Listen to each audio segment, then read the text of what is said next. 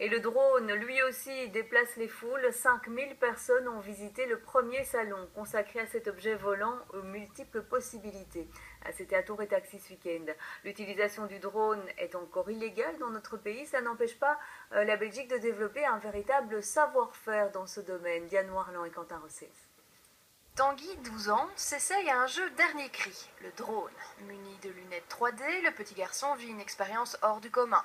Les avions et autres hélicoptères télécommandés semblent bien démodés à côté de cette technologie. C'était impressionnant ce que j'ai vu. Quand on allait haut, t'avais vraiment l'impression que t'étais dans l'hélicoptère. Le drone de loisirs constitue un marché en pleine expansion. Ce week-end, les amateurs du genre ont pu découvrir les derniers modèles lors d'un salon à Tour et Taxi.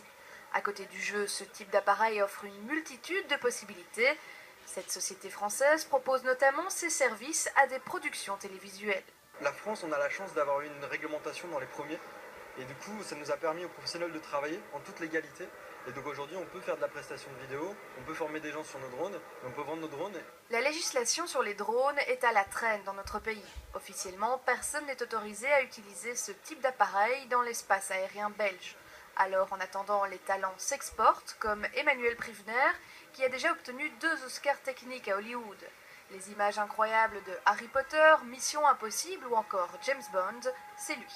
Il se trouve qu'aujourd'hui, l'industrie, le gouvernement, le militaire bien sûr, les académies, les centres de recherche cherchent à utiliser cette technologie.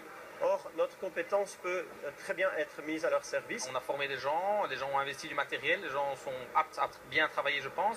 Il y a moyen de mettre des caméras thermiques sous un drone, il y a moyen de mettre des capteurs de pollution, il y a moyen de faire de la photo, de la vidéo, il y a moyen de faire beaucoup de choses. Ils sont prêts, ils ont investi, mais on sait que dans l'année, ça va se débloquer. Donc les gens attendent maintenant la dernière ligne droite. Au niveau légal, les choses devraient donc bouger dans les prochains mois. Le secteur du drone devrait alors connaître une véritable envolée dans notre pays.